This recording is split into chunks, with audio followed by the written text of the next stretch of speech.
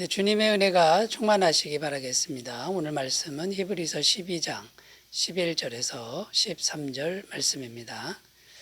무릇 징계가 당시에는 즐거워 보이지 않고 슬퍼 보이나 후에 그로 말미암아 연단받은 자들은 의와 평강의 열매를 맺느니라. 그러므로 피곤한 손과 연약한 무릎을 일으켜 세우고 너희 발을 위하여 곧은 길을 만들어 저는 다리로 하여금 어그러지지 않고 고침을 받게 하라. 아멘. 오늘 말씀 11절을 다시 읽어보면요. 무릇 징계가 당시에는 즐거워 보이지 않고 슬퍼 보이나 후에 그로 말미암아 연단받은 자들은 의와 평강의 열매를 맺느니라. 자, 11절에 보면은 열매 두 가지가 이제 나오는데 하나님의 징계를 통해 얻을 수 있는 열매들이죠. 두 가지가 나오는데 의의 열매, 평강의 열매 이렇게 나오고 있습니다. 자, 의라고 하는 것은 깨끗하고 투명한 성품을 의미합니다. 그리고 평강이라고 하는 것은요, 하나님이 함께 하시는 심령 상태라고 말할 수 있습니다. 그러니까 의와 평강 이 두 가지는 공통점이 심령 상태, 곧 성품의 상태라고 할 수 있는 것이죠. 자, 그런데 이 두 가지 열매 모두 인간이 스스로 만들어낼 수 있는 것이 아닙니다. 하나님과 친밀할 때 하나님께서 주시는 그런 열매들이라는 것이죠. 자, 그러니까 이제 무슨 말이 되는 겁니까? 하나님의 징계를 잘 받으면 더욱 하나님과 친밀해지고 그 친밀해진 결과 의의 열매, 평강의 열매를 맺는 것이다. 이런 의미가 됩니다. 자, 그러나 반대로 징계를 잘못 받으면 하나님과 점점 멀어지게 된다는 것이고요. 그렇게 되면 의의 열매나 평강의 열매는 맺히지 못한다라는 것입니다. 자, 그래서 이제 이 하나님의 징계를 잘 받아야 하는데 좋은 열매를 맺기 위해 어떻게 징계를 받아야 하는지 살펴보면서 은혜를 나누겠습니다. 첫 번째는요, 하나님의 징계에 대한 근시안적 습성을 극복해야 한다는 겁니다. 근시안적 습성이라고 하는 것은 좁은 시각을 말하는 거죠. 좀 멀리 보는 그런 시각이 필요하다. 곧 징계를 바라보는 우리들의 시각이 넓어져야 한다. 이런 의미입니다. 자, 11절 다시 읽어보면 무릇 징계가 당시에는 즐거워 보이지 않고 슬퍼 보이나. 11절에 이제 이런 말씀이 기록되어 있는데 징계라고 하는 것은 당장은 너무나도 힘든 것이 사실입니다. 맞는 말씀이고요. 징계를 받는데 이게 행복하고 좋을 수는 없다라는 것이죠. 그런데 우리가 꼭 명심해야 할 것이 있는데 그게 뭐냐면 징계라고 하는 것은 그 당시에만 슬퍼 보인다라는 겁니다. 그러니까 오래가지 못한다라는 거죠. 그러니까 징계는 지나가는 것이다 이런 의미가 됩니다. 자, 그런데 어떤 경우에는 멀리 보지 못하고 이 징계가 금방 지나가고 사라지는 것인데 조금만 더 멀리 보면 되는데 당장 그 현실에 징계받는 그 현실에 매몰될 때가 있다라는 겁니다. 자, 그러면 우리가 이렇게 되지 않으려면 이제 어떻게 해야 할까요? 첫 번째는 현재 상황, 그러니까 징계받는 현재 상황을 조금은 멀리 떨어져서 보는 훈련이 필요하다라는 겁니다. 자, 예를 들면 우리가 전시회를 갔다고 생각해 볼 수 있는데요. 그림이 걸려 있는데 너무 가까이에서 보면 그 그림의 진가가 잘 보이지 않는다라는 겁니다. 좀 떨어져서 그 그림을 봐야 그 그림의 진짜 모습 그리고 효과들 이런 것들을 제대로 볼 수 있다라는 것이죠. 마찬가지로 지금 우리가 당장의 고난, 지금 당장 겪는 그 고난을 너무 가까이서 보면 매몰되지만 조금 떨어져서 보면 영적인 의미, 아주 귀한 의미가 보인다라는 것입니다. 자, 그리고 또 우리가요, 우리 인생을 좀 길게 볼 필요가 있다라는 겁니다. 우리 인생이 긴데 그 인생 전체를 놓고 지금을 보면 이게 아주 짧은 시간이다라는 겁니다. 전체 인생에 있어서 우리가 고난을 겪을 때가 많지 않습니까? 그런데 오래 가지 않고 또 넘어가고 극복하고 그러면서 우리가 이제 성장하게 되고 강해지게 되는 것이죠. 그래서 이렇게 조금 떨어져서 보는 훈련 또는 멀리 보는 훈련 이런 것들이 필요하다라는 겁니다. 그래야 근시안적 습성을 이제 극복할 수 있게 된다라는 거죠. 자, 두 번째 이제 중요한 게 있는데요. 그게 뭐냐면 기도라는 게 중요합니다.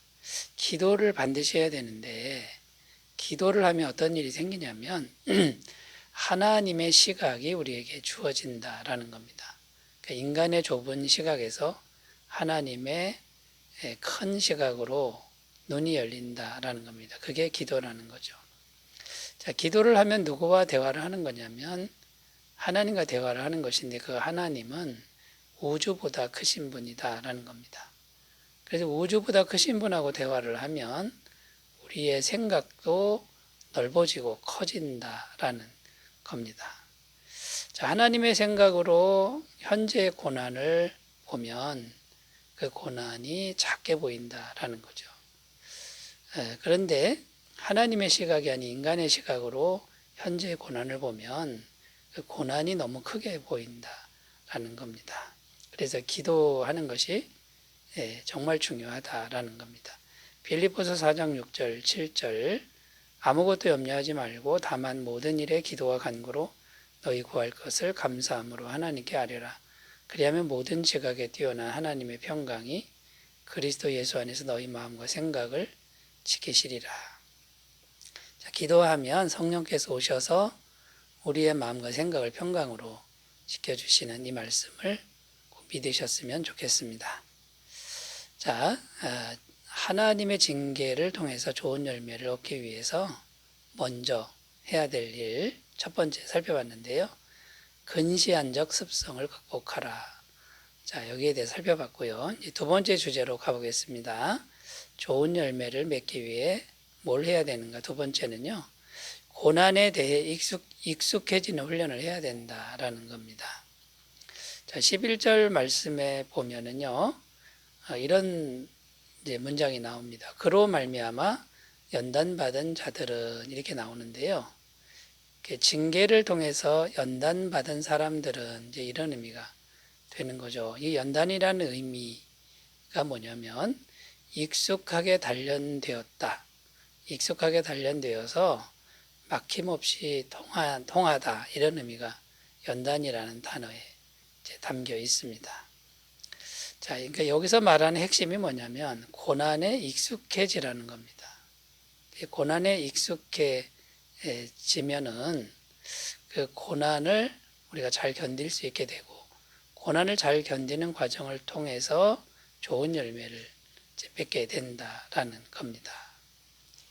자, 고난을 통해서 좋은 열매를 맺지 못하는 사람들 특성이 뭐냐면 고난을 자꾸 피해간다라는 겁니다.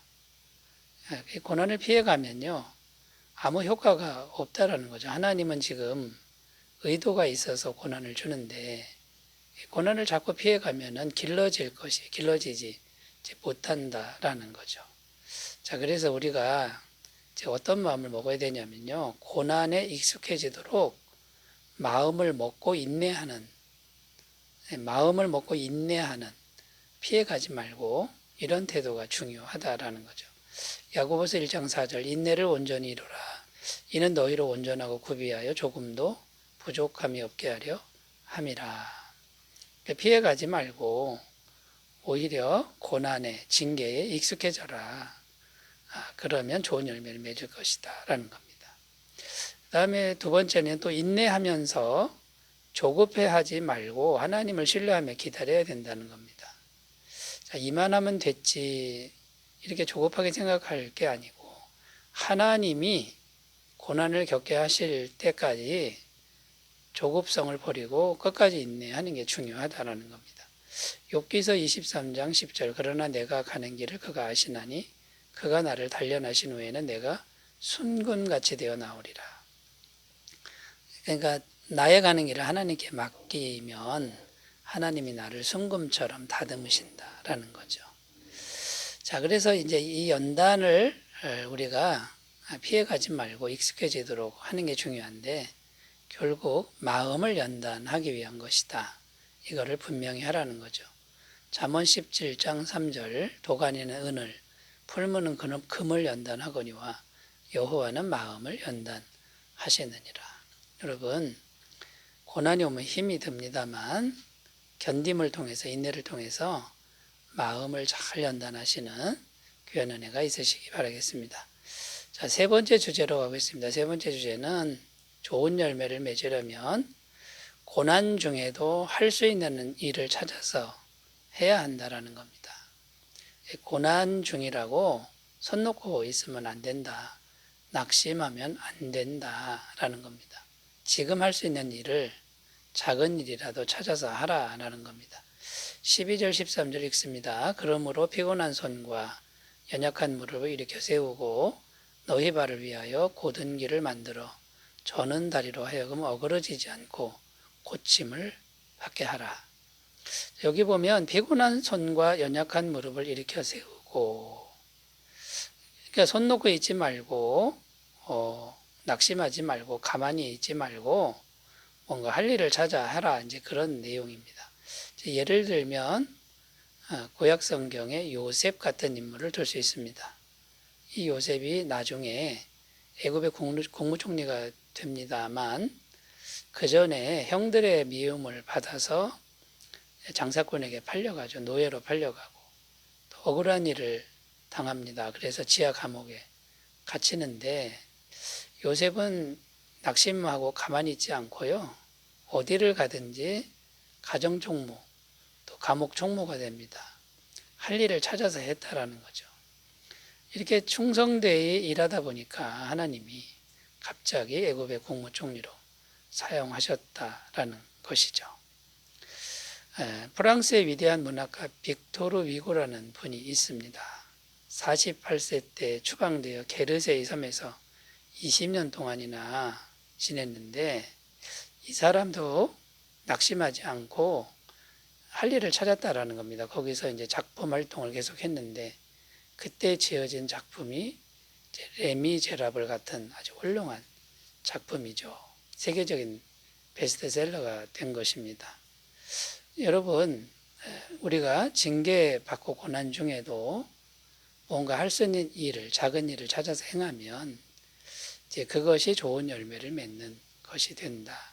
이것을 꼭 기억하셨으면 좋겠습니다. 그래서 가장 중요한 태도가 충성이라는 건데요. 이 충성은 주인이 알아주나 안 알아주나 또 형편이 좋으나 안 좋으나 일관되게 성실하게 일하는 것을 말합니다. 여러분 날마다 충성의 태도로 좋은 열매를 맺으시기 바라겠습니다. 기도합니다. 하나님 아버지 징계를 받으나 낙심하지 않고 더욱 하나님과 친밀하여 좋은 열매를 맺을 수 있도록 도와주시옵소서. 예수님의 이름으로 기도드립니다. 아멘. 좋은 하루 되시기 바라겠습니다. 감사합니다.